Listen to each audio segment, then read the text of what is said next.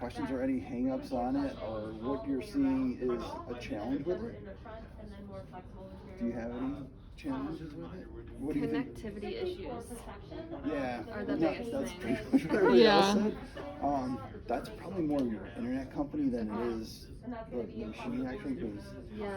they can, I mean, unfortunately, you guys have a lot older buildings, and they can control how much is actually put into those buildings, and the wiring going into those buildings is a lot older than the new fiber optic So we stuff. just switched to Spectrum Internet at all 3 stores, and I feel like Sunday at Polaris, between every fit, We had to reset it. Well, can I ask you Yeah. this? 'Cause do you only see it in Upper Arlington and Polaris?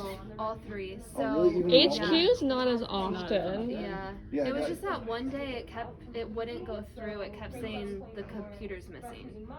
Okay. I That- don't know. that I is think totally- you fixed it the Yeah. next day. I don't know what was wrong with I it. turned it back on. So sometimes it just shuts off. Um, You just gotta turn it on. Was It's that, the on switch was that I'll show within the you. last couple weeks? thing. No. Was that within the last couple weeks? Yeah. Yeah. That was a corporate Superfeet thing. Okay. They had a huge storm out there, and the machine that like does it. Yeah. Yeah. Yeah. So Turn it usually if on. that's offline, that's usually a Superfeet thing, but most of the other kind of like slowness and connectivity, that's the older buildings and stuff like that. So I say that's why I'd be curious if HQ is having the same issues that the other two are having, because the other two are much older. Not buildings. as much, but it's also the foot traffic isn't quite as much as here, so people aren't getting scanned quite as often. Well, that's just a new build, and I think it just Yeah, has better technology. and that probably too. So, And there's less iPads too. We also wondered if there's too many iPads connected at once. that shouldn't be an If issue. that, though. okay. I mean, it can slow it down, but I don't think it should. Yeah. It's such little info being sent to the compared to what the system is. Yeah. That it shouldn't be bog it down that much. I mean, I was expecting a much younger, newer crowd, so I don't know. Well, with the video, can we just go through all the whole basics of everything? Yeah. So the biggest thing is when you're actually scanning somebody, you gotta let them know that it's a very personalized product for them.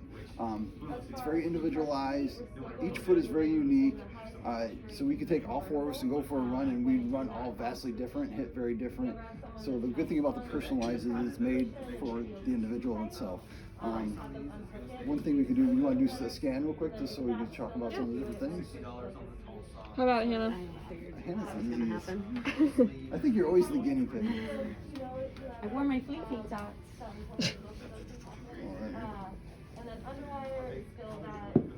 My body hurts all the time. It's because you're running like a million miles a week.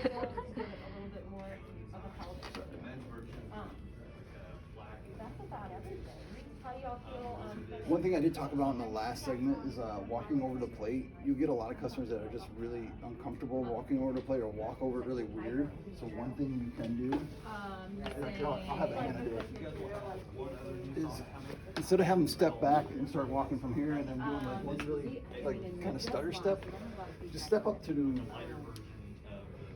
size, right there. And just have them do their first step just like that each time instead of walking up to it. So their first initial step is actually onto the plate and not before the plate. Go ahead. This may take a little bit longer sometimes just because if they're a male and they're stepping their first step next to Yeah. the plate, they're only probably going to get one step in. All right, you're all good. So one thing we can look at, of course, Hannah's got very symmetrical feet, so they look very well. So take the arch height. This is not the greatest example because they're fairly close. They're both almost on the higher end, but you can just show people's arch. And you see how the right is a little bit higher than the left. So a personalized product would be very good for her arches and keeping them structured and not having the big gap between one and the other. You probably would have been a good person for this. You have crazy feet. But, and then we look at the scan. If I could pull Colin's scan up, is one thing that we looked at is that sometimes there will be no arch hitting, but his arch flexes a good bit. So you got to really look for that too when they're actually doing the dynamic walk. So when they're walking over the plate, just don't watch the iPad as they walk. Kind of look at their arches and see how much they're flexing too, because that will actually play a big difference in how flexible their foot is. Does that make sense? So you see the red spots in there? With the red spots, you have 5 zones within the plate. So it's 1, 2, 3, 4, 5. Actually, sorry, 1, 2, 3, 4, 5. The numbers don't matter like that, but these different zones can have different flexibilities compared to the redness. So this is really red in her heel. So say her right foot would have a much firmer density in this part, and it's really light over here, so these will be a little more flexible, so she can push down on them a little bit more. This will hold her more structured, so this red spot should hopefully go away when she actually puts the insole in her shoe and actually walks in them. And that can change per person. So say if somebody supinates a ton, this would probably be a little bit more firmer on this part and a little bit less firm here. And the exact opposite if they pronate. This will be a little bit firmer, this will be a little bit less. So you can kind of talk about how the different firmnesses in the zone change per the impact that we get from the dynamic scan. The other big thing is the line neutrality on there shows that she pronates or actually supinates. If you're right down the middle, we're pretty good. So you see these lines change. They're kind of going at a diagonal for this example. But if you were to take mine, for example, my left foot is very neutral. So these lines are very straight up and down. But depending on how much one foot pronates or supinates, they can change the directional lines to channel you in a more neutral gait cycle. So this is 30 degrees to the left. It can go anywhere from 30 degrees to the left or 30 degrees to the right, depending on that. And it'll change depending on how much variance it needs. And then the last thing is just the arch height and how, you saw how her left foot was a little bit higher than her right. This arch will be more, a little bit higher for her left and then her right. The biggest thing is if somebody does get these, don't let the price be a hang up. If they really want to try them, order them. We'll take back anything. We guarantee the product. But the big thing is that when they do get them, make sure they wear them for at least 30 days. Because this is going to be a very aggressive arch compared to anything you can buy over the counter because it's made uniquely for them.